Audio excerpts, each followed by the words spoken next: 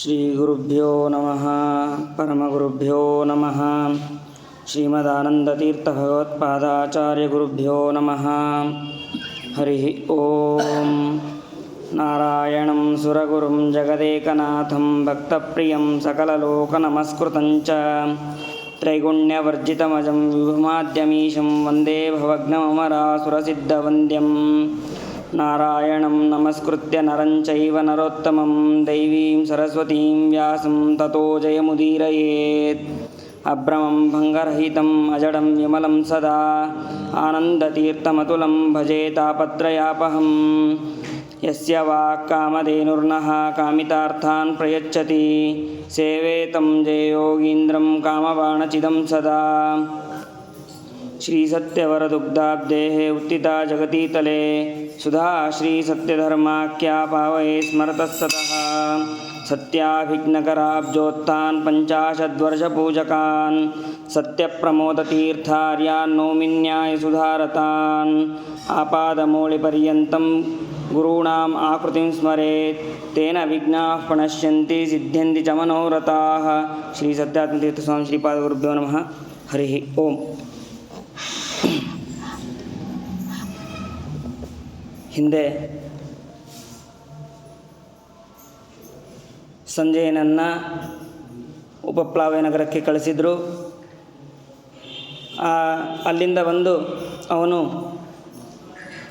ಅವರ ಸಂದೇಶವನ್ನು ನಾನು ಈಗ ಹೇಳೋದಿಲ್ಲ, ನನಗೆ ಬಹಳ ದೂರದಿಂದ ಬಂದು ನಾನು ದಣದಿದ್ದೇನೆ, ನಾನು ವಿಶ್ರಾಂತಿಗೆ ಹೋಗ್ತೇನೆ, ನನಗೆ ಅನುಮತಿ ಕೊಡು ಅಂತಂದು ಆ ಧೃತರಾಷ್ಟ್ರನಿಗೆ ಸಂಜಯ್ ಕೇಳಿದಾಗ ಆಯಿತು ನೀ ಹೋಗು ಅಂತ ಅವನನ್ನು ಕಳಿಸ್ತಾರೆ ಧೃತರಾಷ್ಟ್ರ. ಅವನಿಗೆ ಪಾಂಡವರು ಏನು ಹೇಳಿ ಕಳಿಸಿದ್ರು ಅಂತನ್ನುವ ಕುತೂಹಲ ಬಹಳ ಆಗಿದೆ. ಏನು ಮಾಡಿದ್ರೂ ನಿದ್ರೆ ಬರ್ತಾ ಇಲ್ಲ. ರಾತ್ರಿ ಸಮಯ ಬೇರೆ. ಆವಾಗ ಅಲ್ಲಿ ಒಬ್ಬ ದೂತನಿಗೆ ಹೇಳಿ ವಿದುರನನ್ನು ಕರೆಯೋದಕ್ಕೆ ಹೇಳ್ತಾನೆ. ಆ ಸಮಯಕ್ಕೆ ವಿದುರ ಓಡೋಡಿ ಬರ್ತಾನೆ. ಈ ಸಮಯದಲ್ಲಿ ನನ್ನ ಅಣ್ಣ ಕರೆಯುತ್ತಿದ್ದಾನೆ, ಏನಾಗಿದೆಯೋ ಏನೋ ಅಂತ ಅವನು ಓಡೋಡಿ ಬರ್ತಾನೆ. ಬಂದ ಕೂಡಲೇ ದ್ವಾರಪಾಲಕರಿಗೆ ಹೇಳ್ತಾನೆ, ವಿದುರ ಬಂದಿದ್ದೇನೆ ಅಂತ ಹೇಳು ಅಂತ ದ್ವಾರಪಾಲಕರಿಗೆ ಹೇಳಿದಾಗ ದ್ವಾರಪಾಲಕರು ಹೋಗಿ ಧೃತರಾಷ್ಟ್ರನಿಗೆ ಕೇಳ್ತಾರೆ, ವಿದುರ ಬಂದಿದ್ದಾನೆ, ನಿಮ್ಮ ಆಜ್ಞೆಗಾಗಿ ಕಾಯುತ್ತಿದ್ದಾನೆ ಅಂತ ಹೇಳಿದಾಗ ಅದೇ ರೀತಿ ಧೃತರಾಷ್ಟ್ರ ಅವನಿಗೆ ಯಾವಾಗಲೂ ಕೂಡ ಬರೋದಕ್ಕೆ ಅವಕಾಶ ಇದ್ದೇ ಇರುತ್ತದೆ. ಬರಬಾರ್ದು ಅಂತ ಯಾವ ಸಮಯಕ್ಕೂ ಅವನಿಗೆ ಅವಕಾಶ ಅನ್ನೋದು ಇರೋದೇ ಇಲ್ಲ. ಹಾಗಾಗಿ ಅವನು ಬರಬಹುದು ಅಂತ ದ್ವಾರಪಾಲಕನ ಹತ್ರ ಹೇಳಿ ಕಳಿಸ್ತಾನೆ. ಅದೇ ರೀತಿ ವಿದುರ ಬಂದು ನೋಡ್ತಾನೆ, ಯಾಕೆ ಏನಾಯಿತು, ಈ ಸಮಯಕ್ಕೆ ನನ್ನನ್ನು ಕರೆಯೋ ಕಾರಣ ಏನು ಅಂತ ವಿದುರ ಕೇಳಿದಾಗ ಧೃತರಾಷ್ಟ್ರ ಹೇಳ್ತಾನೆ, ಸಂಜಯೋ ವಿದುರ ಪ್ರಾಪ್ತೋ ಗರ್ಹಯಿತ್ವಾ ತು ಮಾಂಗತಃ ಅಜಾತಶತ್ರೋ ಶ್ವೋ ವಾಕ್ಯಂ ಸಭಾ ಮಧ್ಯೆ ಸವಕ್ಷ್ಯತಿ. ಸಂಜಯ ಬಂದು ನನಗೆ ಬಹಳವಾಗಿ ನಿಂದಿಸಿ ಅವನು ಸಭೆ ಮಧ್ಯದಲ್ಲಿ ನಾನು ಹೇಳ್ತೇನೆ, ನಾಳೆ ಸಭೆ ಮಧ್ಯದಲ್ಲಿ ನಾನು ಹೇಳ್ತೇನೆ ಅಂತಂದು ಅವನು ಹೋಗಿದ್ದಾನೆ. ಪಾಂಡವರ ಅಭಿಪ್ರಾಯ ಏನು ಅಂತನ್ನೋದು ನನಗೆ ಸರಿಯಾಗಿ ತಿಳಿದಿಲ್ಲ. ನಾನು ಬಹಳ ಚಿಂತಾಕ್ರಾಂತನಾಗಿದ್ದೇನೆ, ನನಗೆ ನಿದ್ದೆ ಬರ್ತಾ ಇಲ್ಲ. ಹಾಗಾಗಿ ನನಗೆ 4 ಮಾತುಗಳನ್ನು ಹೇಳು ಅಂತಂದು ಆ ವಿದುರನಿಗೆ ಕೇಳ್ತಾನೆ. ಅದಕ್ಕೆ ಆ ವಿದುರ, ಇದು ಬಹಳ ಅತ್ಯಂತ ಉಪಯುಕ್ತವಾದದ್ದು, ಇದೇ ವಿದುರ ನೀತಿ ಅಂತ. ನಾವು ಯಾವುದೇ ಶುಭಾಷಿತ ನೋಡಿದರೂ ಅದರಲ್ಲಿ ಅರ್ಧ ಭಾಗದಷ್ಟು ವಿದುರ ನೀತಿಯ ಬಗ್ಗೆ ಇದ್ದೇ ಇರುತ್ತೆ.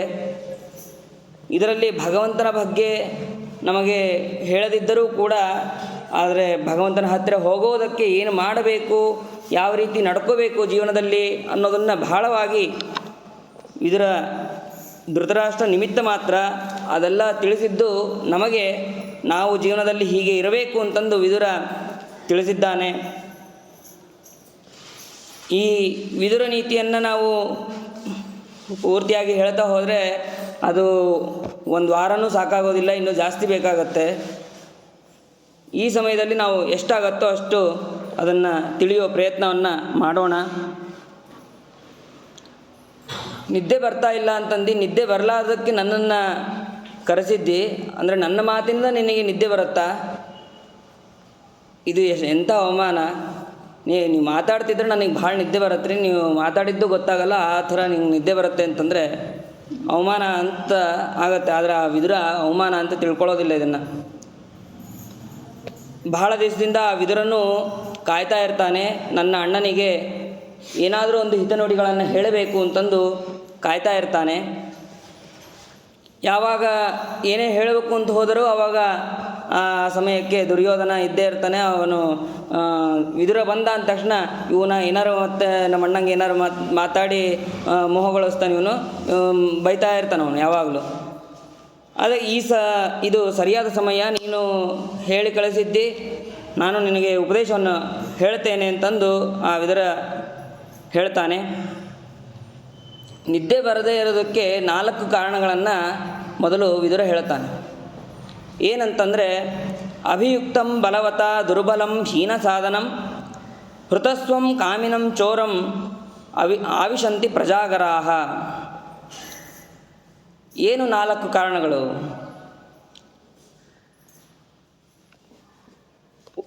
ದುರ್ಬಲವಾದ ವ್ಯಕ್ತಿ ಪ್ರಬಲವಾದ ವ್ಯಕ್ತಿಯ ಜೊತೆ ವಿರುದ್ಧ ಮಾಡಿದಾಗ ನಮಗೆ ನಿದ್ರೆ ಅನ್ನೋದು ಬರೋದಿಲ್ಲ. ಅಥವಾ ತನ್ನ ಸಂಪತ್ತು ಎಲ್ಲವನ್ನೂ ಕಳೆದುಕೊಂಡಾಗ ನಿದ್ರೆ ಅಂತ ಅನ್ನೋದು ಬರೋದಿಲ್ಲ. ಯಾರ್ದೋ ಮನೇಲಿ ಕಳ್ತನ ಆಯಿತು, ಅವರು ಇವತ್ತೆಲ್ಲ ಕಳ್ತನ ಆಯ್ತಪ್ಪ ಹಾಯಾಗಿ ನಿದ್ದೆ ಮಾಡಬೋದು ಅಂತ ನನ್ನ ಮಕ್ಕಳು ಅನ್ನೋದಿಲ್ಲ. ಭಾಳ ಚಿಂತಾಕ್ರಾಂತರಾಗಿ ಅವರು ಆ ಸಮಯದಲ್ಲಿ ಇರ್ತಾರೆ. ಮತ್ತು ಬಹಳ ಕಾಮವುಳ್ಳವರು ಕಾಮಿಕರು ಅವರು ಕೂಡ ನಿದ್ರೆಯನ್ನು ಮಾಡೋದಿಲ್ಲ. ಮತ್ಯಾರಪ್ಪ ಅಂತಂದರೆ ಚೋರರು. ಆ ಚೋರರು ಕೂಡ ಯಾವಾಗ ಯಾವ ಸಮಯಕ್ಕೆ ಹೊಂಚಾಕಬೇಕು ಅದನ್ನೆಲ್ಲ ವಿಚಾರ ಮಾಡೋದೆಲ್ಲ ರಾತ್ರಿ ಮಾಡ್ತಾ ಇರ್ತಾರೆ, ರಾತ್ರಿನೇ ಹೊಂಚಾಕ್ತಾ ಇರ್ತಾರೆ, ರಾತ್ರಿನೇ ಕಳ್ತನ ಮಾಡ್ತಾ ಇರ್ತಾರೆ. ಹಾಗಾಗಿ ಅವರು ಕೂಡ ನಿದ್ದೆ ಮಾಡೋದಿಲ್ಲ. ಆದರೆ ಇದು ಎಲ್ಲವೂ ಕೂಡ ಆಗಿನ ಕಾಲಕ್ಕೆ ಇತ್ತು.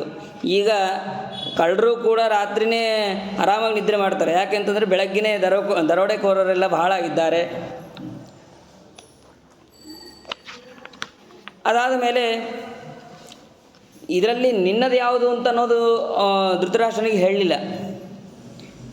ನೀನೇ ತಿಳ್ಕೊ ಅಂತಂದು ಆ ವಿದುರ ಹೇಳ್ತಾನೆ. ಆವಾಗ ಮತ್ತೆ ಧೃತರಾಷ್ಟ್ರ ಪ್ರಶ್ನೆ ಮಾಡ್ತಾನೆ.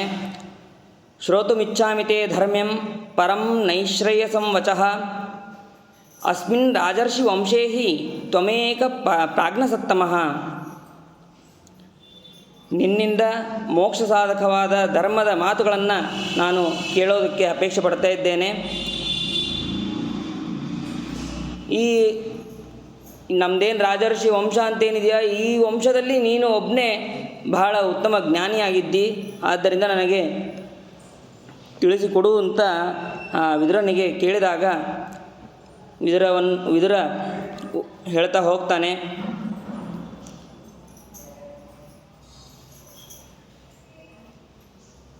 ಆನೃಶಂಸ್ಯಾದ್ ಅನುಕ್ರೋಶಾತ್ ಧರ್ಮಾತ್ ಸತ್ಯಾತ್ ಪರಾಕ್ರಮಾತ್ ಗುರುತ್ವಂ ತ್ವಯಿ ಸಂಪ್ರೇಕ್ಷ್ಯ ಬಹೂನ್ ಕ್ಲೇಶಾಂಸ್ತಿ ತಿತಿಕ್ಷತೆ.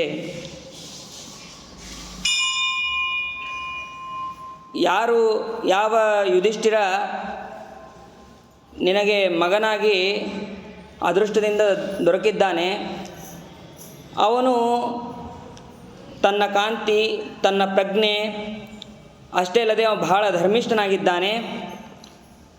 ಆಮೇಲೆ ಧರ್ಮವನ್ನು ಯಾವಾಗಲೂ ಉಪದೇಶ ಮಾಡುವವನಾಗಿದ್ದಾನೆ. ಮಾರ್ದವ, ದಯ, ಕ್ಷಮ, ಸತ್ಯ, ಪರಾಕ್ರಮ ಈ ಎಲ್ಲ ಗುಣಗಳು ಕೂಡ ಅವನಲ್ಲಿ ತುಂಬಿ ಹೋಗಿದೆ. ಅಂತಹ ಧರ್ಮರಾಜನಿಗೆ ನೀನು ಬಹಳ ಕಷ್ಟವನ್ನು ಕೊಟ್ಟಿದ್ದಿ. ಏಕಸ್ಮಾದ್ ವೃಕ್ಷಾದ್ ಯಜ್ಞಪಾತ್ರಾಣಿ ರಾಜನ್ ಸೃಕ್ಷ ದ್ರೋಣಿ ಪೀಡಿನಿ ಲೋಡಿನಿ ಚ ಏತದ್ರಾಜನ್ ಬ್ರುವತೆ ಮೇ ನಿಬೋಧ ಏಕಸ್ಮಾದ್ ವೈ ಜಾಯತೆ ಸಚ್ಚ. ಒಂದೇ ವೃಕ್ಷದಿಂದ ಅಶ್ವತ್ಥ ವೃಕ್ಷದಿಂದ ಯಜ್ಞಪಾತ್ರೆಗಳಾದಂತಹ ಸೃಕು ಮತ್ತು ದ್ರೋಣಿ ಇವುಗಳು ಕೂಡ ಹುಟ್ಟುತ್ತೆ. ಹಿಂಡುವ ಮತ್ತು ವಿಷವನ್ನು ಕೊಡುವಂತಹ ಪೀಡಿನಿ, ಲೋಢಿನಿ ಇಂಥ ಪಾತ್ರೆಗಳು ಉದ್ಭವ ಆಗುತ್ತೆ. ನಾ ಹೇಳೋದ್ರಿಂದ ಇದನ್ನು ನೀನು ತಿಳಿದುಕೋ. ಮೊದಲು ಒಬ್ಬ ವ್ಯಕ್ತಿಯಿಂದ ಒಳ್ಳೆಯ ಕೆಲಸಗಳು ಆಗತ್ತೆ, ಕೆಟ್ಟ ಕೆಲಸಗಳು ಕೂಡ ಆಗತ್ತೆ. ಅದೇ ರೀತಿಯಾಗಿ ಒಂದೇ ಕುಲದಲ್ಲಿ ದುಷ್ಟರು ಕೂಡ ಹುಟ್ಟಿದ್ದಾರೆ, ಸಜ್ಜನರು ಕೂಡ ಹುಟ್ಟಿದ್ದಾರೆ.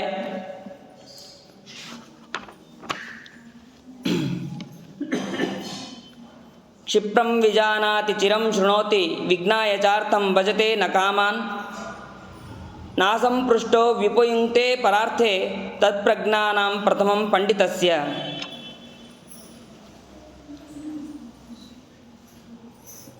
ಆ ಪಾಂಡವರು ಬೇಗ ವಿಷಯವನ್ನು ತೆಗೆದುಕೊಳ್ಳುತ್ತಾರೆ, ಬಹಳ ಕಾಲ ಕೇಳುತ್ತಾರೆ ಜ್ಞಾನಿಗಳ ಮಾತನ್ನು. ತಿಳಿದ ಮೇಲೆ ಅರ್ಥವನ್ನು ಅವರು ಅನುಸರಿಸುತ್ತಾರೆ. ಇನ್ನೊಬ್ಬರ ಅನುಮತಿ ಇಲ್ಲದೆ ಅವರ ವಸ್ತುವನ್ನು ಅವರು ಉಪಯೋಗಿಸೋದಿಲ್ಲ. ಇದು ಜ್ಞಾನಿಗಳ ಮೊದಲ ಲಕ್ಷಣ ಅಂತಂದು ವಿದುರ ಹೇಳ್ತಾನೆ.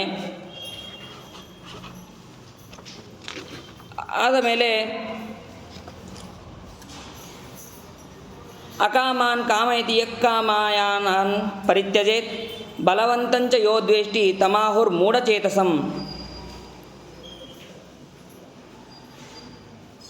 ಯಾರನ್ನು ಇಷ್ಟಪಡಬೇಕೋ ಅವರನ್ನು ಇಷ್ಟಪಡೋದಿಲ್ಲ, ಯಾರನ್ನು ಇಷ್ಟಪಡಬಾರದೋ ಅವರನ್ನು ಇಷ್ಟಪಡುತ್ತಾನೆ.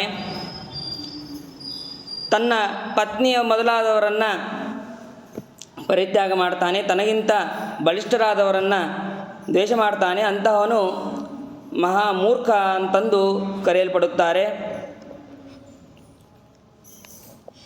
ಆಮೇಲೆ ಸಂಸಾರೇತಿ ಕೃತ್ಯಾನಿ ಸರ್ವತ್ರ ವಿಚಿಕಿತ್ಸತೆ ಚಿರಂಕರೋತಿ ಕ್ಷಿಪ್ರಾರ್ಥೆ ಸಮೂಢೋ ಭರತರ್ಷಭ. ಪುಣ್ಯಕರ್ಮಗಳನ್ನು ಇನ್ನೊಬ್ಬರಿಗೆ ಉಪದೇಶ ಮಾಡ್ತಾನೆ. ಎಲ್ಲ ವಿಷಯದಲ್ಲೂ ಅವನು ಸಂಶಯ ಹೊಂದುತ್ತಾನೆ. ಯಾವ ಕೆಲಸವನ್ನು ಬೇಗ ಮಾಡಬೇಕಾಗಿರುತ್ತದೋ ಅದನ್ನು ವಿಳಂಬವಾಗಿ ಮಾಡ್ತಾನೆ. ಅವನು ಮಹಾಮೂಢ ಅಂತಂದು ಕರೀತಾರೆ. ವಿದುರ ಹೇಳ್ತಾ ಇರೋದು ಎರಡು ರೀತಿ, ಒಂದು ಮೂಢರ ಲಕ್ಷಣ, ಒಂದು ಜ್ಞಾನಿಗಳ ಲಕ್ಷಣ. ಮೂಢರ ಲಕ್ಷಣ ಅದನ್ನು ನಾವು ಮಾಡಬಾರ್ದು ಅಂತ, ಜ್ಞಾನಿಗಳ ಲಕ್ಷಣ ಅಂತ ಏನು ಹೇಳಿರ್ತಾನೋ ಅದನ್ನು ನಾವು ಮಾಡಬೇಕು, ಆಚರಿಸಬೇಕು ಅಂತ ನಮಗೆ ಇಲ್ಲಿ ತಿಳಿಸ್ತಾ ಇದ್ದಾನೆ.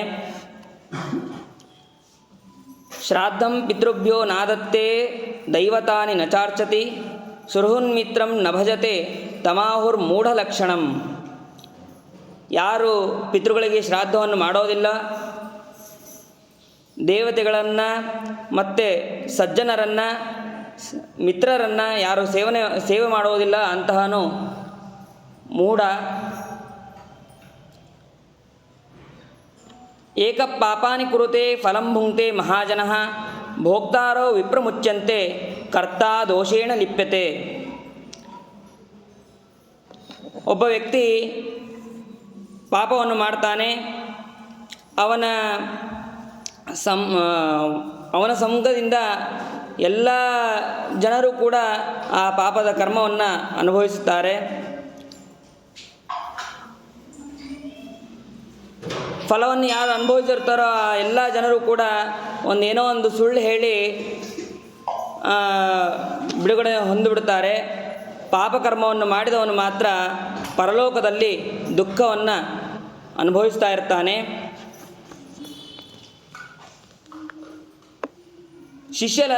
ಯಾರು ಶಿಷ್ಯನಲ್ಲೋ ಅವನಿಗೆ ಪಾಠ ಹೇಳಬಾರದು.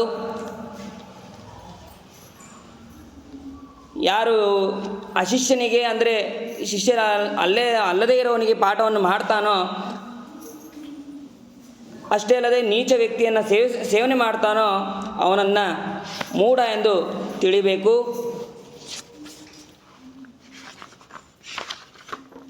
ಒಂದು ಎರಡು ಈ ಸಂಖ್ಯೆಗಳಿಂದ ನಾವು ಏನೇನು ತಿಳ್ಕೋಬೇಕು ಅಂತ ಅನ್ನೋದನ್ನು ಕೂಡ ನಮಗೆ ವಿದುರ ಹೇಳ್ತಾನೆ.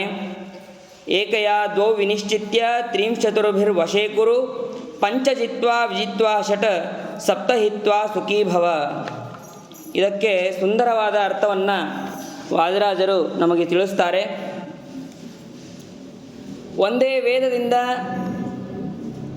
ಪ್ರವೃತ್ತಿ ಮಾರ್ಗ, ನಿವೃತ್ತಿ ಮಾರ್ಗ ಇವುಗಳನ್ನು ನಿಶ್ಚಯ ಮಾಡಿಕೊಂಡು ಯಜ್ಞ, ದಾನ, ಅಧ್ಯಯನ ಮತ್ತು ತಪಸ್ಸು ಎಂಬ ನಾಲ್ಕರಿಂದ ನಾವು ಧರ್ಮಾರ್ಥ ಕಾಮ ರೂಪವಾದಂತಹ 3 ಪುರುಷಗಳನ್ನು ನಮ್ಮ ವಶದಲ್ಲಿ ಇಟ್ಕೋಬೇಕು. ಅಂದರೆ ಧರ್ಮಾರ್ಥ ಕಾಮಗಳಿಗೆ ಯಾವಾಗಲೂ ವಶನಾಗಬೇಡ ಅಂತಂದು ಆ ವಿದುರ ಹೇಳ್ತಾ ಇದ್ದಾನೆ.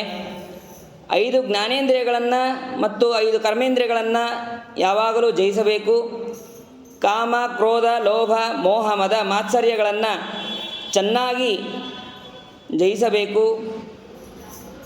ತ್ವಕ್, ಚರ್ಮ, ಮಾಂಸ, ಮೇಧಸ್ಸು, ಮಜ್ಜ, ಅಸ್ಥಿರೂಪವಾದಂತಹ ಸಪ್ತಧಾತುಗಳನ್ನು ತ್ಯಾಗ ಮಾಡಿ ಸುಖರೂಪವನ್ನು ಅನುಭವಿಸಬೇಕು ಅಂತ ಹೇಳ್ತಾರೆ. ಇದಕ್ಕೆ ಇನ್ನೊಂದು ಅರ್ಥ, ಒಂದು ಬುದ್ಧಿಯಿಂದ ಒಳ್ಳೆಯವರು ಕೆಟ್ಟವರು ಎಂಬ 2 ತಿಳುವಳಿಕೆಯನ್ನು ಪಡೆಯಬೇಕು. ಸಾಮ, ದಾನ, ಭೇದ, ದಂಡಗಳೆಂಬ ಉಪಾಯಗಳಿಂದ ಬೇಕಾದರೆ ದ್ವೇಷ, ಉದಾಸೀನ ಇದನ್ನು ವಶಕ್ಕೆ ತೆಗೆದುಕೊಳ್ಳಬೇಕು. 5 ಜ್ಞಾನೇಂದ್ರಿಯಗಳನ್ನು ಗೆಲ್ಲಬೇಕು. ರಾಜನಿಗೆ ಸಂಬಂಧಪಟ್ಟಂತಹ ಸಂಧಿ, ವಿಗ್ರಹ, ಯಾನ, ಆಸನ, ದ್ವೇಧೀಭಾವ, ಸಮಾಶ್ರಯಣ ಎಂಬ 6 ಗುಣಗಳನ್ನು ತಿಳಿದು ನಮ್ಮ ಜೀವನಕ್ಕೆ ಹಾನಿ ಮಾಡುವಂತಹ ಪಾನ, ಸ್ತ್ರೀ, ಭೀತಿ, ಪಾಕ್ಪಾರುಷ್ಯ, ದಂಡಪಾರುಷ್ಯ, ಅರ್ಥದೂಷಣ, ಪಗಡೆ ಈ ಯಾವಾಗಲೂ ಬಿಡಬೇಕು ಅಂತಂದು ಇದಕ್ಕೆ ಇನ್ನೊಂದು ಅರ್ಥವನ್ನು ತಿಳಿಸಿದ್ದಾರೆ. ಏಕಕ್ಷಮವತಾಂ ದೋಷೋ ದ್ವಿತೀಯೋ ನೋಪಪದ್ಯತೆ ಯದೇನಂ ಕ್ಷಮಯಾ ಯುಕ್ತಂ ಅಶಕ್ತಂ ಮನ್ಯತೆ ಜನಃ.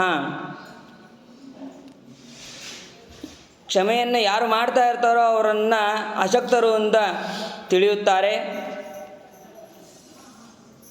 ಯಾರು ಕ್ಷಮೆಯನ್ನು ಮಾಡ್ತಾ ಇರ್ತಾರೋ ಅವರಿಗೆ ಕ್ಷಮ ಒಂದೇ ದೋಷ, ಬೇರೆ ಯಾವ ದೋಷವೂ ಅವರಿಗೆ ಇರೋದಿಲ್ಲ. ಅದಾದ ಮೇಲೆ ದ್ವೇ ಕರ್ಮಣಿ ನರಃ ಕುರ್ವನ್ ಅಸ್ಮಿನ್ ಲೋಕೆ ಮಹೀಯತೆ ಅಬ್ರುವನ್ ಪುರುಷಂ ಕಿಂಚಿತ್ ಅಸತೋ ನರ್ಚಯನ್ಸ್ತತ. ಯಾರು ಬಹಳ ಕೆಟ್ಟಾಗಿ ಮಾತನಾಡುತ್ತಿರ್ತಾರೋ, ಒರಟಾಗಿ ಮಾತಾಡ್ತಿರ್ತಾರೋ,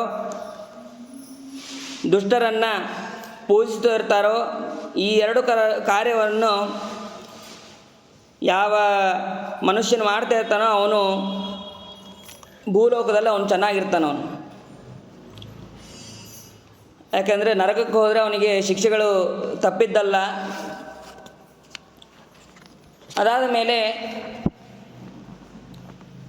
ತ್ರಿವಿಧಂ ನರಕಸ್ಯೇದಂ ದ್ವಾರಂ ನಾಶನಮಾತ್ಮನಃ ಕಾಮಕ್ರೋಧ ಸದಾ ಲೋಭ ತಸ್ಮಾದೇತತ್ರಯಂ ತ್ಯಜೇತ್.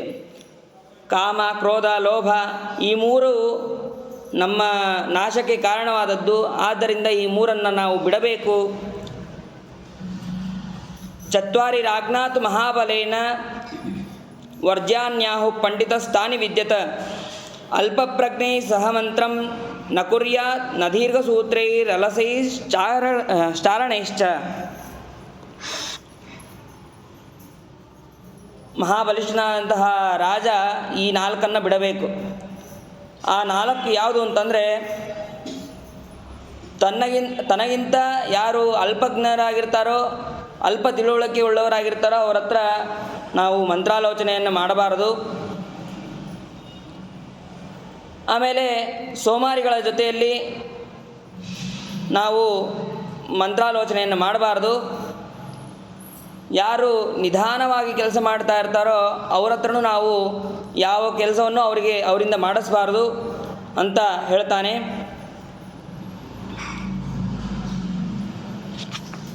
ಅದಾದ ಮೇಲೆ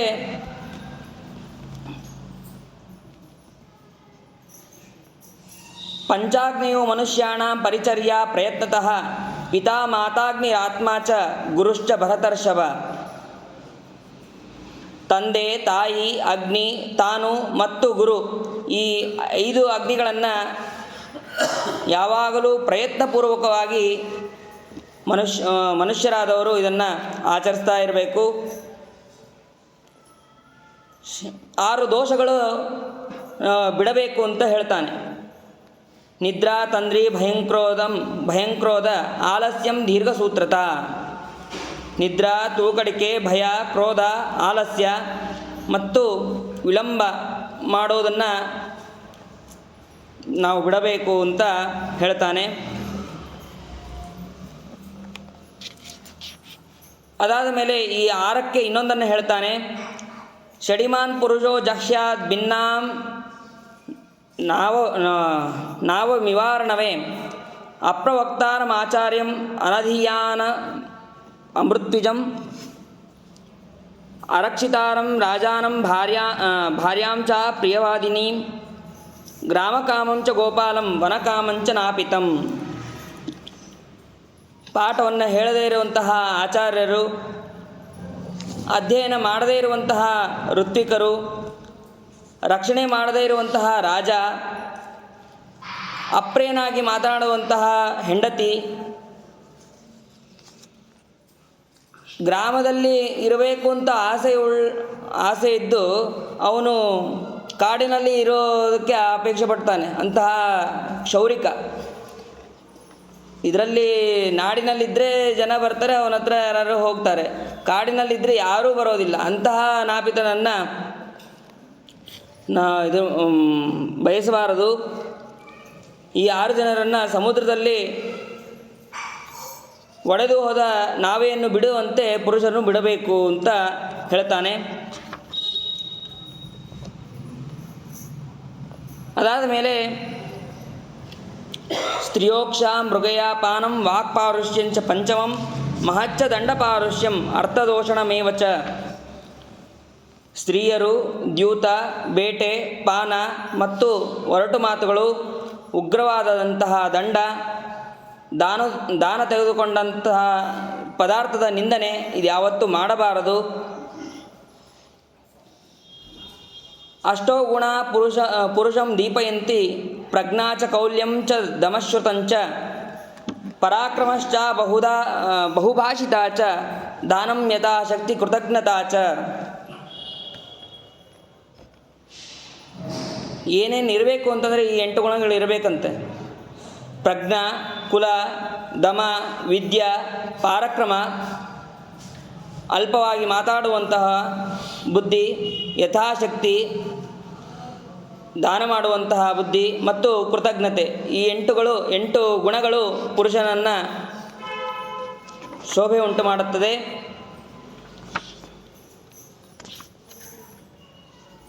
ಆಮೇಲೆ ನವದ್ವಾರಮಿದಂ ವೇಶ್ಮ ತ್ರಿಸ್ತೂಣಂ ಪಂಚಸಾಕ್ಷಿಕಂ ಕ್ಷೇತ್ರಜ್ಞಧಿಷ್ಠಿತಂ ವಿದ್ವಾನ್ ಯೋ ವೇದ ಸಪರಕ್ ಕವಿಃ.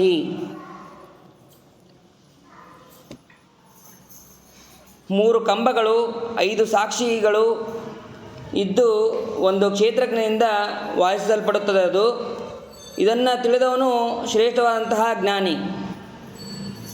ಈ ದೇಹದಲ್ಲಿ ಸತ್ವ, ರಜಸ್, ತಮೋ ಗುಣಗಳೆಂಬ 3 ಕಂಬಗಳು, ಪಂಚಜ್ಞಾನೇಂದ್ರಿಯ ರೂಪವಾದಂತಹ ಸಾಕ್ಷಿಗಳು ಮತ್ತು ಕ್ಷೇತ್ರಜ್ಞನಾದ ಪರಮಾತ್ಮನು ಇದ್ದಾನೆ ಅಂತಂದು ನಾವು ಚಿಂತನೆಯನ್ನು ಮಾಡಬೇಕು. ಮತ್ತ ಪ್ರಮತ್ತ ಉನ್ಮತ್ತ ಶ್ರಾಂತ ಕ್ರುದ್ಧೋ ಭೂಕ್ಷಿತಃ ತ್ವರಮಾಣಶ್ಚ ಲುಬ್ಧಶ್ಚ ಭೀತಕಾಮೀ ಚ ತೇ ದಶ ತಸ್ಮಾದೇತೇಷು ಭಾವೇಷು ನ ಪ್ರಸಜ್ಜೇತ ಪಂಡಿತಃ. ಈ 10 ಜನರು ಧರ್ಮವನ್ನು ತಿಳಿಯೋದಕ್ಕಾಗೋದಿಲ್ಲ. ಅವ್ರು ಯಾರು ಅಂತಂದರೆ ಪಾನದಿಂದ ಮತ್ತನಾದವನು, ಮೈ ಮೇಲೆ ಎಚ್ಚರಿಕೆ ಇಲ್ಲದೇ ಇರುವವನು, ಹುಚ್ಚು ಹಿಡಿದವನು, ಬಹಳ ಸುಸ್ತಾದವನು, ಕೋಪಗೊಂಡವನು ಮತ್ತು ಹಸಿದವನು, ಲೋಭಿ, ಭೀತ, ಕಾಮಿಯಾದವನು, ಇವರೇ 10 ಮಂದಿ ಪಂಡಿತನಾದವನು ಈ ವಸ್ತುಗಳಲ್ಲಿ ಸಿಗಬಾರ್ದು. ಸಿಕ್ಕರೆ ಅವನು ಅದರಲ್ಲೇ ಯಾವಾಗಲೂ ಆಸಕ್ತನಾಗಿರ್ತಾನೆ, ಭಗವಂತನಲ್ಲಿ ಆಸಕ್ತನಾಗೋದಿಲ್ಲ ಅಂತಂದು ಹೇಳ್ತಾರೆ. ಪ್ರತಿಯೊಂದು ಅಧ್ಯಾಯದ ಕೊನೆಗೂ ವಿದುರ ಒಂದು ಮಾತು ಹೇಳ್ತಾನೆ. ನೀನು ಪಾಂಡವರು ನಿನ್ನನ್ನು ದೊಡ್ಡಪ್ಪ ಅಂತಂದು, ದೊಡ್ಡಪ್ಪ ಅಲ್ಲ ತಂದೆಯಂತೆ ಪ್ರೀತಿಯನ್ನು ಮಾಡ್ತಾ ಇದ್ದಾರೆ, ನೀನು ಅವರಿಗೆ ಮೋಸವನ್ನು ಮಾಡಬೇಡ, ಅವರಿಗೆ ಯೋಗ್ಯವಾದಂತಹ ರಾಜ್ಯವನ್ನು ಕೊಟ್ಟು ಈ ದುರ್ಯೋಧನಾದಿಗಳು ಹಾಗೂ ಪಾಂಡವರು ಇವರ ಜೊತೆಗೆ ನೀನು ಸುಖವಾಗಿ ಇರಬಹುದು ಅಂತಂದು ವಿದುರ ಹೇಳ್ತಾನೆ. ಪುತ್ರ ಮೋಹದಿಂದ ಅವನು ಬಹಳ ಇರೋದರಿಂದ ಅವನಿಗೆ ಯಾವ ಮಾತುಗಳು ಹೋಗ್ತಾ ಇಲ್ಲ. ಆದರೂ ಉಪದೇಶ ಬೇಕು ಅಂತಂದು ಮತ್ತೆ ಮತ್ತೆ ಅವನು ಕೇಳ್ತಾ ಇದ್ದಾನೆ. ಚಿಂತೆಯಲ್ಲಿರುವಂತಹ ನನಗೆ ಮತ್ತೆ ನೀನು ಧರ್ಮಾರ್ಥವನ್ನು ನನಗೆ ತಿಳಿಸು ಅಂತ ಮತ್ತೆ ಕೇಳಿದ್ದಾನೆ.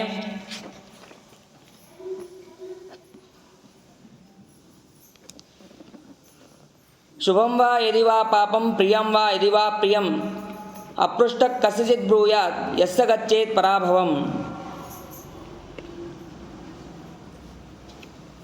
ಶುಭವಾಗಲಿ ಅಥವಾ ಅಶುಭವಾಗಲಿ, ಪ್ರಿಯವಾಗಲಿ ಅಥವಾ ಅಪ್ರಿಯವಾಗಲಿ, ಪ್ರಶ್ನೆ ಮಾಡದೆ ಉತ್ತರವನ್ನು ಯಾರು ಹೇಳ್ತಾರೋ ಪರಾಭವವನ್ನು ಅಂದರೆ ಸೋಲನ್ನು ಹೊಂದುತ್ತಾನೆ. ಪ್ರಶ್ನೆ ಮಾಡದೆ ಉತ್ತರವನ್ನು ಕೊಡೋಕ್ಕೆ ಹೋಗಬಾರ್ದು ಅಂತ ವಿದುರ ಹೇಳಿದ್ದಾನೆ. ಅದಾದ ಮೇಲೆ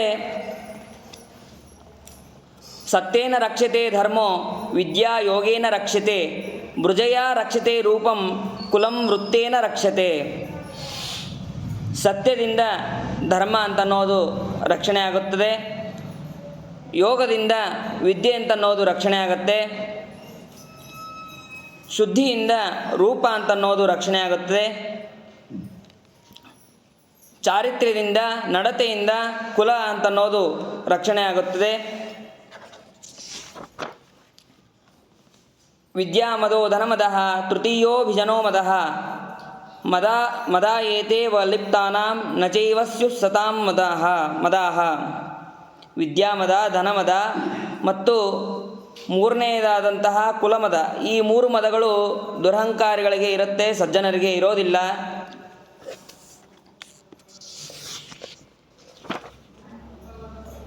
ಅದಾದ ಮೇಲೆ ಹರತಶರೀರಂ ಪುರುಷಸ್ಯ ರಾಜನ್ ಆತ್ಮ ನಿಯತೇಂದ್ರಿಯಾಣಸ್ಯ ಚಾಶ್ವಾಹ ತೈರಪ್ರಮತ್ತ ಕುಶಲ ಸದಶ್ವೈಃ ದಾಂತೈ ಸುಖಂ ಯಾತಿ ಸದೈವ ಧೀರಃ.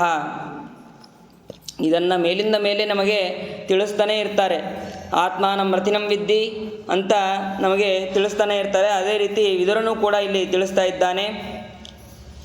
ಮನುಷ್ಯನ ಶರೀರವೇ ಒಂದು ರಥ, ಜೀವನೇ ರಥಿಕ, ಇಂದ್ರಿಯಗಳು ಅಶ್ವಗಳು. ಬಹಳ ಜೋಪಾನದಿಂದ ಇರುವವನು ಜ್ಞಾನಿ, ಧೀರನೂ ಆದಂತಹ ಪುರುಷನು ಚೆನ್ನಾಗಿ ಪಳಗಿದಂತಹ ಒಳ್ಳೆಯ ಅಶ್ವಗಳಿಂದ ಯಾವಾಗಲೂ ಸುಖವಾದ ಸಂಚಾರವನ್ನು ಬಯಸುತ್ತಾನೆ. ಅದಾದ ಮೇಲೆ ಅಭ್ಯಾವಹತಿ ಕಲ್ಯಾಣಂ ವಿವಿಧ ವಾಕ್ ಸುಭಾಷಿತ ಸೈವ ದುರ್ಭಾಷಿತ ರಾಜನ್ ಅನರ್ಥಾಯೋಪಪದ್ಯತೆ. ಚೆನ್ನಾಗಿ ಆಡಿದ ವಿವಿಧವಾದಂತಹ ಮಾತುಗಳು ಮಂಗಳವನ್ನು ಉಂಟು ಮಾಡುತ್ತದೆ. ಅದೇ ಮಾತುಗಳನ್ನೇನಾದರೂ ನಾವು ಕೆಟ್ಟದಾಗಿ ಹೇಳಿದರೆ ಅದು ಅನರ್ಥಕ್ಕೆ ಕಾರಣ ಆಗತ್ತೆ. ರೋಹತೆ ಸಾಯಕೈರ್ವಿದ್ಧಂ ವನಂ ಪರಶುನಾ ಹತಂ ವಾಚಾ ದುರುಕ್ತಂ ಭೀಭತ್ಸಂ ನ ಸಂರೋಹತಿ ವಾಕ್ಷತ್ತಮಂ. ಬಾಣಗಳಿಂದ ಮತ್ತು ಕೊಡೆಯಿಂದ ಕಡೆಯಲ್ಪಟ್ಟ ಬಾಣದಿಂದ ಹೊಡೆಸ್ಕೊಂಡಂತಹ ಯಾವ ವ್ಯಕ್ತಿ ಇರ್ತಾನೋ ಅವನು ಮತ್ತೆ ಬರೋದಿಲ್ಲ.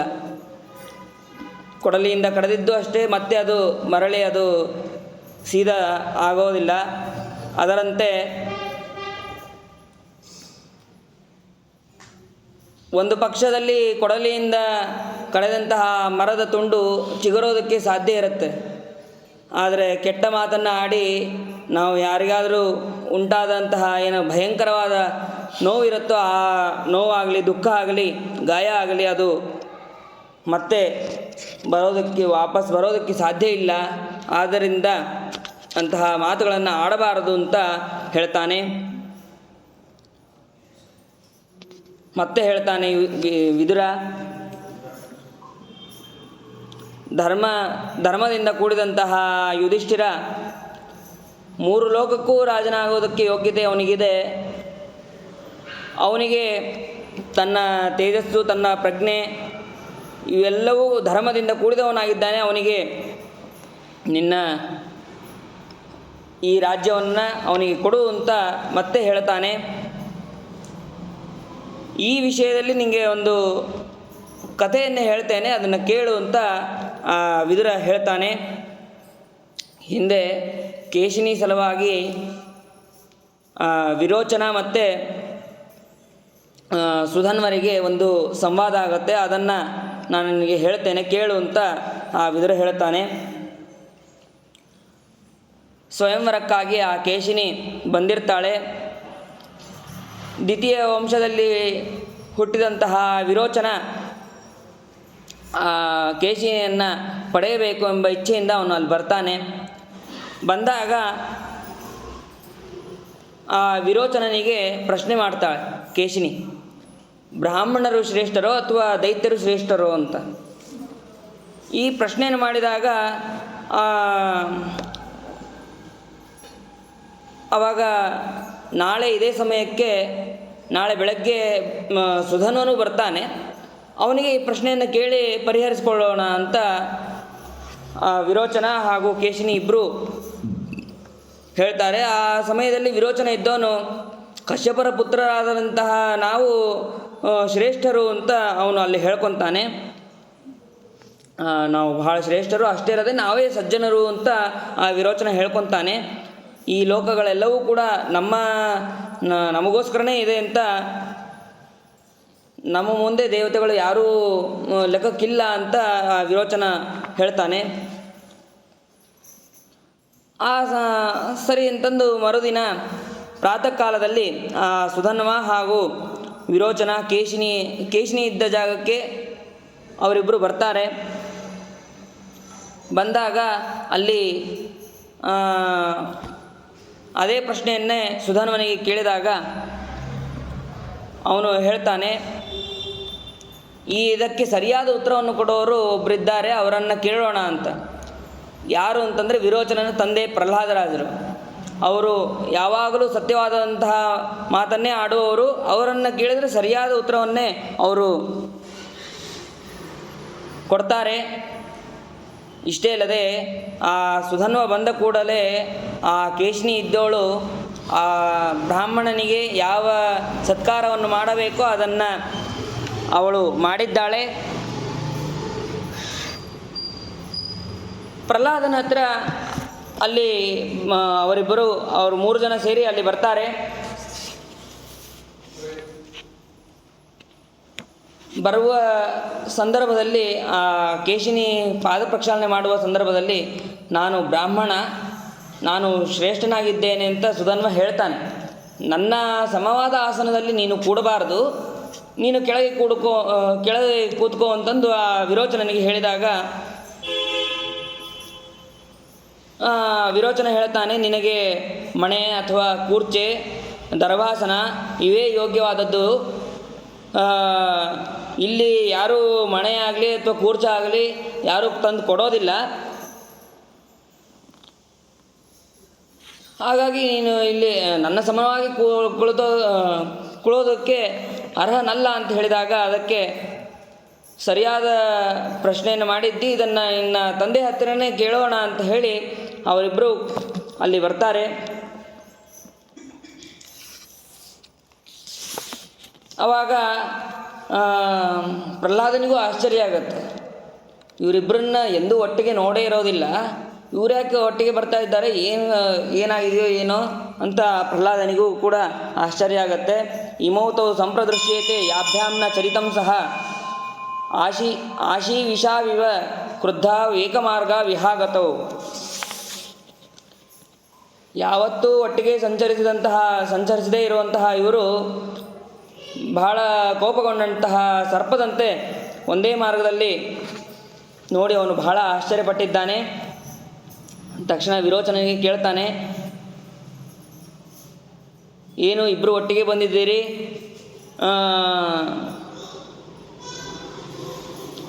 ಆ ವಿರೋಚನನೇ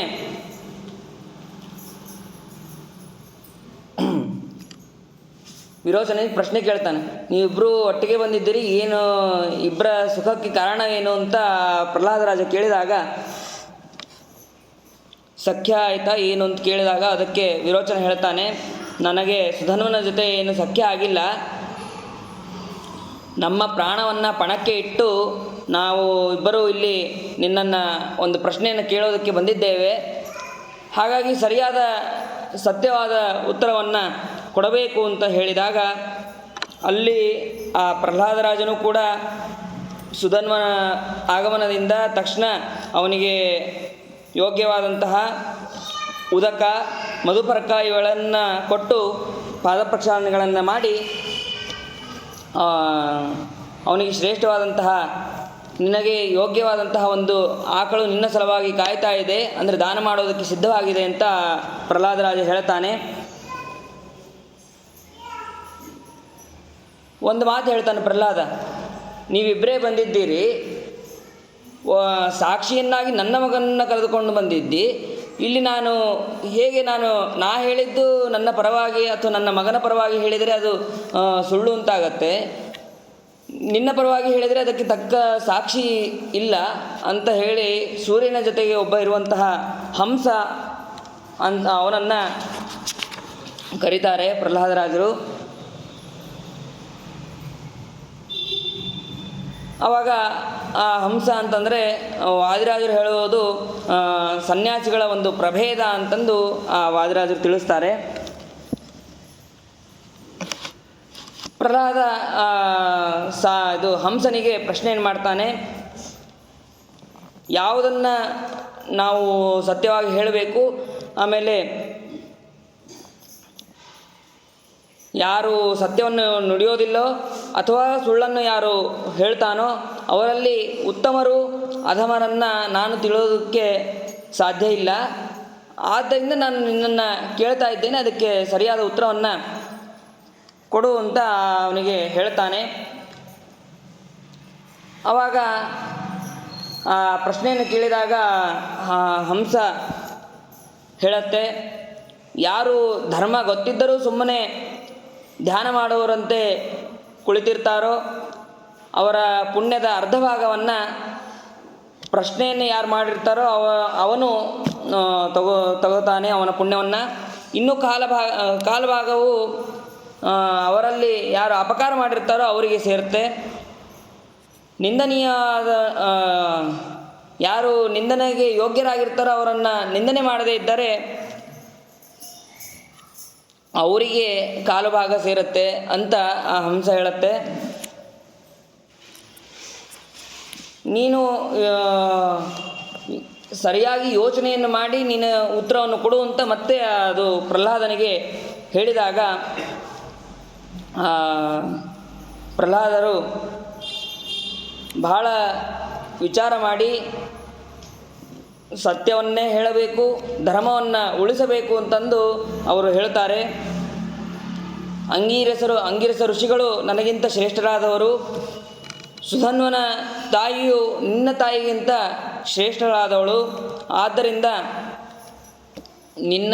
ನಿನಗಿಂತ ಅಂದರೆ ವಿರೋಚನನಿಗಿಂತ ಸುಧನ್ವನು ಬಹಳ ಶ್ರೇಷ್ಠವಾಗಿದ್ದಾನೆ ಅಂತಂದು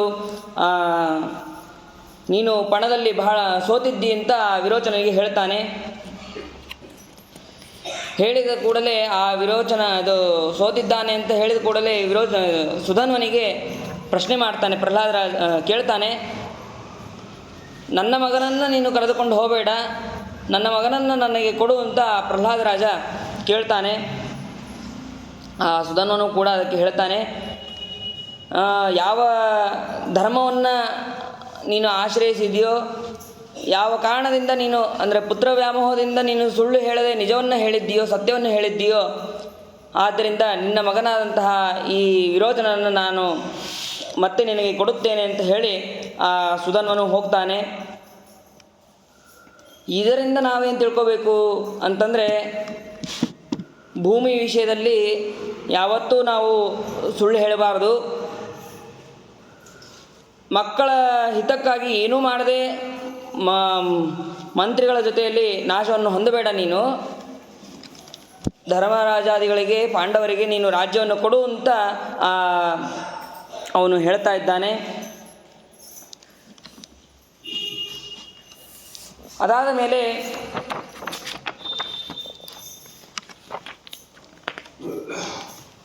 ಅಷ್ಟೋನ್ನೃಪೇಮಾನಿ ಮನುಷ್ಯಲೋಕೆ ಸ್ವರ್ಗಸ್ಯ ಲೋಕಸ್ಯ ನಿದರ್ಶನಾನಿ ಯಜ್ಞೋದಾನಮಧ್ಯಯನಂ ತಪಶ್ಚ ಚತ್ವಾರೇತಾನ್ ಅನ್ವವೇತಾನಿ ಸದ್ಭಿಃ. ಮನುಷ್ಯ ಲೋಕದಲ್ಲಿ ಈ 8 ವಸ್ತುಗಳು ಸ್ವರ್ಗಲೋಕಕ್ಕೆ ಕಾರಣ ಆಗ್ತವೆ. ಯಾವುದು ಅಂತಂದರೆ ಯಜ್ಞ, ದಾನ, ಅಧ್ಯಯನ ಮತ್ತು ತಪಸ್ಸು. ಸ್ವರ್ಗಕ್ಕೆ ಸಾಧನವಾಗಿ ಸ್ವರ್ಗ ಹೋಗುವುದಕ್ಕೆ ಮುಂಚೆ ಇವು ಇರಬೇಕು. ಅದಾದ ಮೇಲೆ ದಮ, ಸತ್ಯ, ಆರ್ಜವ, ಮಾರ್ದವ, ಈ 4 ಗುಣಗಳು ಸ್ವರ್ಗಕ್ಕಿಂತ ಮುಂಚೆಯೂ ಇರಬೇಕು, ಸ್ವರ್ಗದಲ್ಲಿಯೂ ಕೂಡ ಈ ಗುಣಗಳು ಇರಬೇಕು ಅಂತ ಸಜ್ಜನರು ತಿಳಿಸ್ತಾರಪ್ಪ. ಅದನ್ನೇ ನಾನು ನಿಮಗೆ ತಿಳಿಸ್ತಾ ಇದ್ದೇನೆ. ಎಲ್ಲಿ ವೃದ್ಧರು ಇರೋದಿಲ್ಲವೋ ಅದು ಸಭೆಯಲ್ಲ, ಯಾರು ಧರ್ಮವನ್ನು ಹೇಳೋದಿಲ್ಲವೋ ಅವರು ವೃದ್ಧರಲ್ಲ, ಎಲ್ಲಿ ಸತ್ಯವಿಲ್ಲವೋ ಅದು ಧರ್ಮವಲ್ಲ, ಯಾವುದು ಕಪಟದಿಂದ ಸೇರುತ್ತದೋ ಅದು ಸತ್ಯವಲ್ಲ ಅಂತ ಆ ವಿದುರ ಉಪದೇಶವನ್ನು ಮಾಡ್ತಾ ಇದ್ದಾನೆ. ಸರ್ವೈ ಗುಣೈರುಪೇತಾಸ್ತು ಪಾಂಡವ ಭರತರ್ಷಭ ಪಿತೃವತ್ವಯಿ ವರ್ತಂತೆ ತೇಷು ವರ್ತಸ್ವ ಪುತ್ರವತ್. ಎಲೆ ಧೃತರಾಷ್ಟ್ರನೇ, ಪಾಂಡವರು ಎಲ್ಲ ಗುಣಗಳಿಂದನೂ ಕೂಡಿದ್ದಾರೆ. ಅವರು ನಿನ್ನನ್ನು ತಂದೆಯಂತೆ ನೋಡ್ತಾ ಇದ್ದಾರೆ, ನೀನು ಅವರೊಂದಿಗೆ ಮಕ್ಕಳಂತೆ ವರ್ತಿಸು ಅಂತ ಹೇಳಿದಾಗ ಅವನು ಮತ್ತೆ ಪ್ರಶ್ನೆಯನ್ನು ಮಾಡ್ತಾನೆ. ಅವನಿಗೆ ಅತ್ರೇಯ ಋಷಿಗಳು ಹೇಳಿದಂತಹ ಇನ್ನೊಂದು ಕಥೆಯನ್ನು ಹೇಳಿ ಅದಾದ ಮೇಲೆ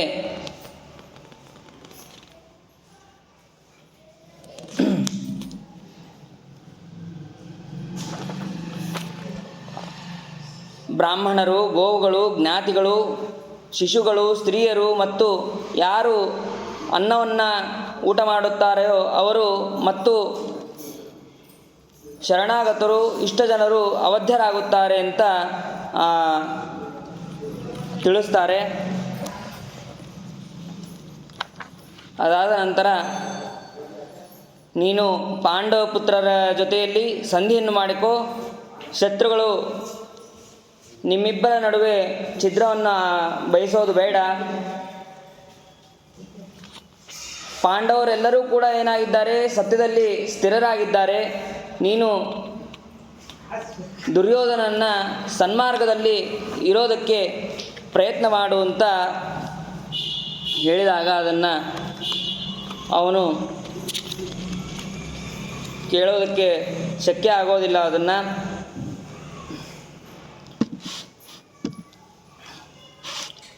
ಅದಾದ ಮೇಲೆ ಮತ್ತೆ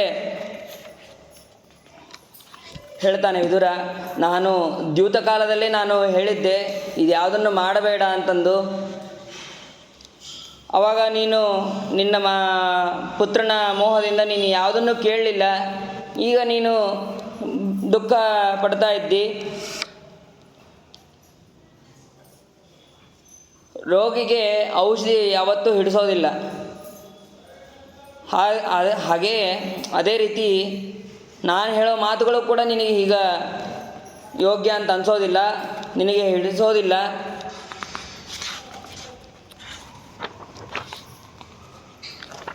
ಅದಾದ ಮೇಲೆ ವಿದುರ ಅನೇಕ ವಿಧವಾಗಿ ಉಪದೇಶವನ್ನು ಮಾಡ್ತಾನೆ. 5 ವಿಧವಾದಂತಹ ಬಲಗಳಿದೆ.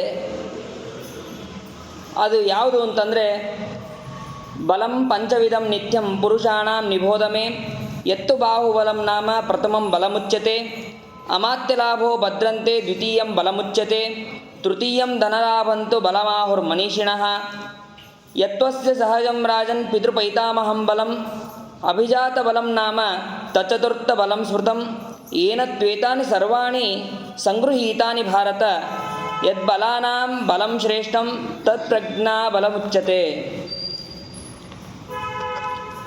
ಪುರುಷರಿಗೆ 5 ವಿಧವಾದಂತಹ ಬಲ ಇದೆ.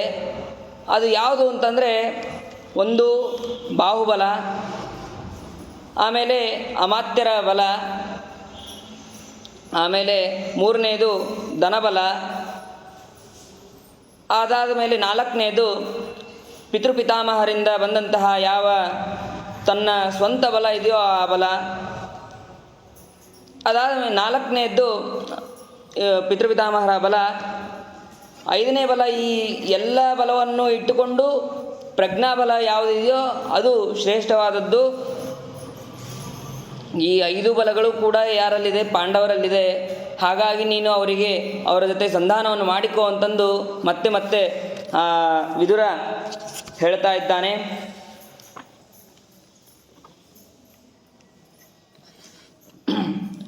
ಊರ್ಧ್ವಂ ಪ್ರಾಣ ಹ್ಯುತ್ಕ್ರಮಂತಿ ಯೂನ ಸ್ಥವಿರ ಆಗತೆ ಪ್ರತ್ಯುತ್ಥಾನ ವಿವಾದಾಭ್ಯಾಂ ಪುನಸ್ತತ್ ಪ್ರತಿಪದ್ಯತೆ. ಹಿರಿಯರು ಬಂದಾಗ ಯುವಕರ ಪ್ರಾಣಗಳು ತಮ್ಮ ಸ್ಥಾನದಿಂದ ಎದ್ದು ಏಳುತ್ತದೆ. ಹಿರಿಯರಿಗೆ ನಮಸ್ಕಾರ ಮಾಡಿ ಅವನು ಉಪವಿಷ್ಟನಾದರೆ ಮತ್ತೆ ಪ್ರಾಣವು ಅವನಲ್ಲಿ ಕೂಡುತ್ತದೆ. ಇದೇ ಉದಾಹರಣೆಯನ್ನು ಈ ಶ್ಲೋಕವನ್ನೇ ಶ್ರೀಮದಾಚಾರ್ಯರು ಭಾಗವತ ತಾತ್ಪರ್ಯದಲ್ಲಿ 4ನೇ ಸ್ಕಂದದಲ್ಲಿ ತಿಳಿಸಿದ್ದಾರೆ. ಅಲ್ಲಿ ರುದ್ರದೇವರು ದಕ್ಷ ಪ್ರಜಾಪತಿಗೆ ಅವನು ಬೇಕಂತ ನಿಲ್ಲೋದಿಲ್ಲ ಅಂತಲ್ಲ, ಉತ್ತಮ ಸ್ಥಾನದಲ್ಲಿ ಬ್ರಹ್ಮದೇವರು ಇರ್ತಾರೆ, ಇವನು ಬ್ರಹ್ಮದೇವರಿಗಿಂತ ಸಣ್ಣವನು, ಇವನು ಬಂದಾಗ ಉತ್ತಮ ಸ್ಥಾನದ ಬ್ರಹ್ಮದೇವರ ಒಳಗಿರುವಂತಹ ವಾಸುದೇವ ಮಂತ್ರವನ್ನು ಇವರು ಜಪವನ್ನು ಮಾಡ್ತಾ ಇರ್ತಾರೆ. ಅದನ್ನು ತಿಳಿಸೋದಕ್ಕಾಗಿ ಅವರು ಆ ಕ್ಷಣದಲ್ಲಿ ಗೌರವವನ್ನು ಸಲ್ಲಿಸಿರೋದಿಲ್ಲ. ಆದರೆ ಮನಸ್ಸಿನಿಂದ ಅವರು ಅಭಿವಂದನೆಯನ್ನು ಮಾಡಿರ್ತಾರೆ. ಉತ್ತಮರ ದ್ರೋಹವನ್ನು ಮಾಡಿದರೆ ಆ ದಕ್ಷ ಪ್ರಜಾಪತಿ ತನ್ನ ಶಿರಸ್ಸನ್ನು ಕಳೆದುಕೊಂಡು ಅವನು ಬೇರೆ ಪ್ರಾಣಿಯ ಶಿರಸ್ಸನ್ನು ತೆಗೆದುಕೊಂಡು ಆಮೇಲೆ ಪ್ರಾಣವನ್ನು ಬಿಡುತ್ತಾನೆ. ಹಾಗಾಗಿ ಉತ್ತಮರ ದ್ರೋಹವನ್ನು ಯಾವತ್ತೂ ಮಾಡಬಾರದು ಅಂತ ತಿಳಿಸ್ತಾರೆ. ಅದಾದ ಮೇಲೆ ವರ್ಣಾಶ್ರಮಗಳ ವರ್ಣನೆಯನ್ನು ಹೇಳ್ತಾನೆ.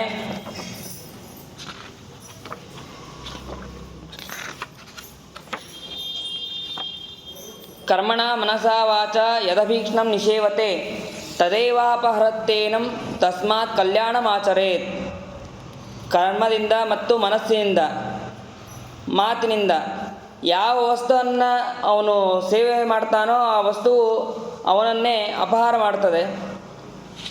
ಆದ್ದರಿಂದ ಈ 3ರಿಂದ ಅಂದರೆ ಕರ್ಮ, ಮನಸ್ಸು, ಮಾತು, ಈ 3ರಿಂದ ನಾವು ಯಾವಾಗಲೂ ಒಳ್ಳೆಯ ಕೆಲಸವನ್ನೇ ಮಾಡಬೇಕು ಅಂತ ಆ ವಿದುರ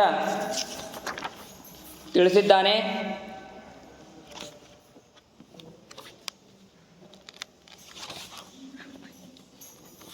ಅದಾದ ಮೇಲೆ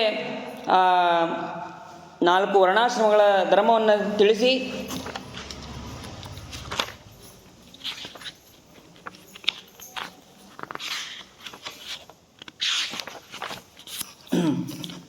ನಿತ್ಯೋದಕಿ ನಿತ್ಯ ಯಜ್ಞೋಪವೀತಿ ನಿತ್ಯ ಸ್ವಾಧ್ಯಾಯಿ ಪತಿತಾನ್ ನಾವರ್ಜಿ ಸತ್ಯಂ ಬ್ರುವನ್ ಗುರವೇ ಕರ್ಮ ಕುರ್ವನ್ ನ ಬ್ರಾಹ್ಮಣ ಚ್ಯುವತೆ ಬ್ರಹ್ಮಲೋಕಾತ್. ನಿತ್ಯದಲ್ಲಿ ಸ್ನಾನ ಮಾಡುವವನು, ಯಜ್ಞೋಪವೀತವನ್ನು ಧರಿಸಿದವನು ಮತ್ತು ನಿತ್ಯವೂ ವೇದಾಧ್ಯಯನ ಮಾಡುವವನು, ಪತಿತಾನ್ನವನ್ನು ಬಿಟ್ಟವನು, ಯಾವಾಗಲೂ ಸತ್ಯವನ್ನು ಹೇಳುವವನು, ಗುರುಗಳು ಹೇಳಿದಂತಹ ಕರ್ಮವನ್ನು ಮಾಡುವವನು ಬ್ರಾಹ್ಮಣನು. ಅವನು ಬ್ರಹ್ಮಲೋಕದಿಂದ ನಾಶ ಹೊಂದೋದಿಲ್ಲ ಅಂತ ಹೇಳ್ತಾರೆ. ಅದೇ ರೀತಿಯಾಗಿ ವೇದವನ್ನು ಅಧ್ಯಯನವನ್ನು ಮಾಡಿ ತಮಗೆ ಯೋಗ್ಯವಾದಂತಹ ಕರ್ಮಗಳನ್ನು, ಅಗ್ನಿಗಳಲ್ಲಿ ಯಜ್ಞಗಳನ್ನು ಮಾಡಿ ಪ್ರಜೆಗಳನ್ನು ಪಾಲನೆ ಮಾಡಿ ಗೋಬ್ರಾಹ್ಮಣರ ಸಲುವಾಗಿ ಯುದ್ಧದಲ್ಲಿ ಶಸ್ತ್ರದಿಂದ ಹತನಾಗುವ ಕ್ಷತ್ರಿಯನು ಸ್ವರ್ಗವನ್ನು ಪಡೆಯುತ್ತಾನೆ. ವೈಶ್ಯನಾದವನು ತನಗೆ ಯೋಗ್ಯವಾದಂತಹ ಅಧ್ಯಯನವನ್ನು ಮಾಡಿ ಬ್ರಾಹ್ಮಣರಿಗೆ ಹಾಗೂ ಕ್ಷತ್ರಿಯರಿಗೆ ತನ್ನನ್ನು ಯಾರು ಆಶ್ರಯಿಸುತ್ತಾರೋ ಅವರಿಗೆ ಯೋಗ್ಯವಾದ ಕಾಲದಲ್ಲಿ ಧನವನ್ನು ಬಿಟ್ಟು 3 ವೇದಗಳ ತ್ವರೆಯಿಂದ ಪವಿತ್ರವಾದಂತಹ ಧೂಮವನ್ನು ಆಘ್ರಾಣಿಸಿ ಮರಣವನ್ನು ಹೊಂದಿದರೆ ಅವನು ಸ್ವರ್ಗದಲ್ಲಿ ಸುಖವನ್ನು ಅನುಭವಿಸುತ್ತಾನೆ. ಅದೇ ರೀತಿಯಾಗಿ ಶೂದ್ರನು ಕೂಡ ಕ್ರಮವಾಗಿ ಬ್ರಾಹ್ಮಣ, ಕ್ಷತ್ರಿಯ, ವೈಶ್ಯವರ್ಣದವರನ್ನು ಸೇವೆ ಮಾಡಬೇಕು. ಆ ಸೇವೆಯಿಂದ ಅವರೇನಾದರೂ ಸಂತೋಷಗೊಂಡರೆ ಆ ಸಂತೋಷದಿಂದಲೇ ಅವನ ಪಾಪಗಳೆಲ್ಲವೂ ಕೂಡ ಕಳೆದು ಅವನು ಕೂಡ ಸುಖವನ್ನು ಅನುಭವಿಸುತ್ತಾನೆ ಅಂತ 4 ವರ್ಣಗಳನ್ನು ತಿಳಿಸಿ ಮುಂದೆ ಮತ್ತೆ ಧೃತರಾಷ್ಟ್ರ ಕೇಳ್ತಾನೆ, ನನಗೆ ಇನ್ನೂ ಏನಾದರೂ ಹೇಳೋದು ಉಳಿದಿದ್ದರೆ ಅದನ್ನು ಹೇಳು ಅಂತ ಕೇಳ್ತಾನೆ. ಆವಾಗ ವಿದುರ ಹೇಳ್ತಾನೆ, ನಾನು ಶೂದ್ರ ಯೋನಿಯಲ್ಲಿ ಹುಟ್ಟಿದವನು, ಇದಕ್ಕಿಂತ ಜಾಸ್ತಿಯಾಗಿ ನಾನು ಹೇಳೋದಕ್ಕೆ ಸಾಧ್ಯ ಇಲ್ಲ, ನಾನು ಹೇಳೋದಕ್ಕೂ ಆಗೋದಿಲ್ಲ ಅಂತ ವಿದುರ ಹೇಳ್ತಾನೆ. ನನಗೆ ಇನ್ನೂ ತಿಳಿಯಬೇಕೆಂಬ ಆಸೆ ಇದೆ, ಆದರೆ ಏನು ಮಾಡಲಿ ಅಂತ ಗೊತ್ತಾಗ್ತಾ ಇಲ್ಲ ಅಂತ ಹೇಳಿದಾಗ ಇದಕ್ಕೆ ಸನತ್ಕುಮಾರರನ್ನು ನಾನು ಕರೀತೇನೆ. ಅವರು ನಿನಗೆ ನಿನ್ನ ಪ್ರಶ್ನೆಗಳು ಏನೇನಿದೆಯೋ ಎಲ್ಲ ಸಂದೇಹಕ್ಕೂ ಅವರು ಪರಿಹಾರವನ್ನು ಮಾಡ್ತಾರೆ ಅಂತ ಹೇಳಿದಾಗ ಅವರನ್ನು ನಾನು ಹೇಗೆ ಕರೆಯೋದು ಅಂತಂದಾಗ ವಿದುರನೇ ಧೃತರಾಷ್ಟ್ರನಿಗೋಸ್ಕರ ಅವರನ್ನು ಧ್ಯಾನ ಮಾಡಿ ಅವರನ್ನು ಕರೆಯುತ್ತಾನೆ. ಕರೆದಾಗ ಸನತ್ಸುಜಾತರು ಬರ್ತಾರೆ. ಸನತ್ಸುಜಾತರು ಬಂದು ಈ ಧೃತರಾಷ್ಟ್ರನಿಗೆ ಎಲ್ಲ ಪ್ರಶ್ನೆಗಳಿಗೂ ಕೂಡ ಉತ್ತರವನ್ನು ಕೊಡ್ತಾರೆ. ಈ ಸನತ್ಸುಜಾತಿಯ ಪರ್ವ ಅಂತನ್ನೋದು ತತ್ವದಿಂದ ತುಂಬಿದ್ದು. ಇದನ್ನು ತಿಳ್ಕೊಳ್ಳೋದಕ್ಕೆ ಬಹಳ ಕಷ್ಟ. ಆದರೂ 1-2 ಮಾತನ್ನು ತಿಳಿಯುವ ಪ್ರಯತ್ನವನ್ನು ಮಾಡೋಣ.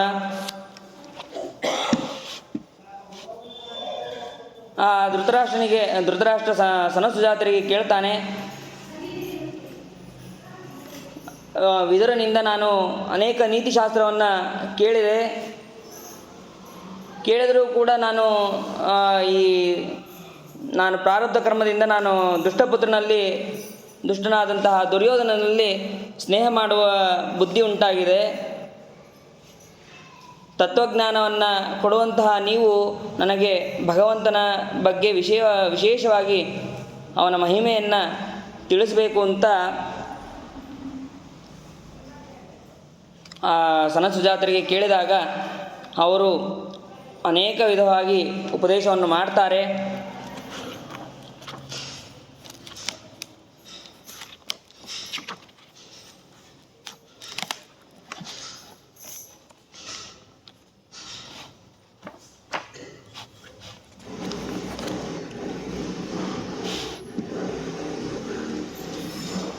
ಭಗವಂತನ ಸ್ವರೂಪವನ್ನು ಅವರು ಧೃತರಾಷ್ಟ್ರ ಕೇಳಿದಾಗ ಅದಕ್ಕೆ ತಕ್ಕಂತೆ ಅವರು ಭಗವಂತ ಈ ಎಲ್ಲ ಕರ್ಮಗಳನ್ನು ಯಾಕೆ ಮಾಡ್ತಾನೆ ಅಂತ ಧೃತರಾಷ್ಟ್ರ ಪ್ರಶ್ನೆ ಮಾಡಿದಾಗ ಅವನಿಗೆ ಯಾವುದೇ ರೀತಿಯಾದಂತಹ ಆಸೆ ಆಗಲಿ, ಇದನ್ನು ಮಾಡಿದರೆ ಅವನಿಗೆ ಸುಖ ಆಗಲಿ ಯಾವ ಪ್ರಯೋಜನವೂ ಇಲ್ಲ.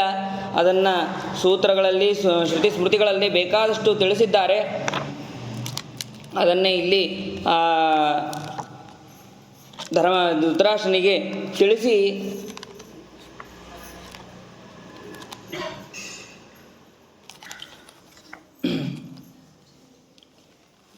ಅವನು ಭಗವಂತ ಯಾಕೆ ಮಾಡ್ತಾನೆ ಅಂತಂದರೆ ಅವನ ಸ್ವಭಾವ ಇದು. ದೇವಶೇಷ ಸ್ವಭಾವೋಯಂ ಆಪ್ತ ಕಾಮಸ್ಯ ಕಾಸ್ಪೃಹ ಅಂತ ಅಷ್ಟೇ ಅಲ್ಲದೆ ನ ಪ್ರಯೋಜನತ್ವಾತ್ ಎಂಬ ಸೂತ್ರದಲ್ಲಿ ಲೋಕವತ್ತು ಲೀಲಾ ಕೈವಲ್ಯಂ ಬಾಲಕ್ರೀಡನ ಕೈರಿವ ಅಂತ ಇತ್ಯಾದಿ ಶ್ರುತಿ ಸ್ಮೃತಿಗಳಲ್ಲಿ ಸೂತ್ರಗಳಲ್ಲಿ ಅವನ ಭಗವಂತನ ಬಗ್ಗೆ ಅವನು ಯಾಕೆ ಮಾಡ್ತಾನೆ ಅಂತ ಅನ್ನೋದನ್ನು ಸ್ಪಷ್ಟವಾಗಿ ತಿಳಿಸಿದ್ದಾರೆ.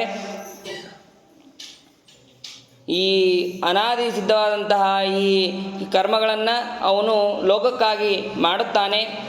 ಇದರಿಂದ ಅವನಿಗೆ ಯಾವುದೇ ರೀತಿಯಾದಂತಹ ಪ್ರಯೋಜನ ಇಲ್ಲ. ಇದನ್ನೇ ಭಾಗವತದ ಆದಿಯಲ್ಲೂ ಕೂಡ ನಮಗೆ ತಿಳಿಸಿದ್ದಾರೆ. ಮೃದ ತೇಜೋವಾರಿ ಮೃದ ಮೆಥಾ ವಿನಿಮಯೋ ಯತ್ರ ಸರ್ಗೋ ಮೃಷ ಅನ್ನೋಲ್ಲಿ ಮೃಷ ಅಂತಂದರೆ ಸುಳ್ಳು ಅಂತ ಅನ್ನೋ ಒಂದರ್ಥ, ಅಮೃಷ ಅಂತಂದರೆ ನಮಗೆ ಪ್ರಯೋಜನವಾಗಿದೆ, ಭಗವಂತನಿಗೆ ಇದರಿಂದ ಪ್ರಯೋಜನ ಇಲ್ಲ, ಅಮೃಷ ನಮಗೆ ಪ್ರಯೋಜನವಾಗಿದೆ, ಆದ್ದರಿಂದ ಇದನ್ನು ಅವನು ಭಗವಂತ ಮಾಡ್ತಾನೆ ಅಂತ ಅನ್ನೋದನ್ನು ಇಲ್ಲಿ ತಿಳಿಸಿ ಅವರು ಮಾಡಿದಂತಹ ಅನೇಕ ವಿಧವಾದಂತಹ ಉಪದೇಶವನ್ನು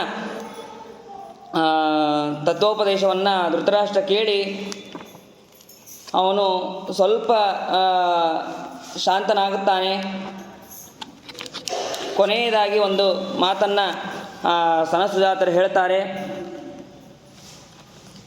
ಅಣೋರಣೀಯಾನ್ ಸುಮನಾ ಸರ್ವತೋಭೂತೇಷು ಅವಸ್ಥಿತಃ ಪಿತರಂ ಸರ್ವಭೂತಾನಾಂ ಪುಷ್ಕರೇ ನಿಹಿತಂ ವಿದುಹು.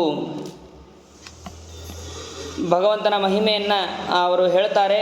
ಅಣುವಿಗಿಂತಲೂ ಪರಮಾಣುವಾದಂತಹ ಬಹಳ ಸೂಕ್ಷ್ಮವಾದಂತಹ ಅಣುವು ಅದು ಭಗವಂತ. ಅವನು ಒಳ್ಳೆ ಮನಸ್ಸುಳ್ಳವನು. ಎಲ್ಲ ಭೂತಗಳಲ್ಲೂ ಕೂಡ ಭಗವಂತನಿದ್ದಾನೆ. ಎಲ್ಲ ಪ್ರಾಣಿಗಳ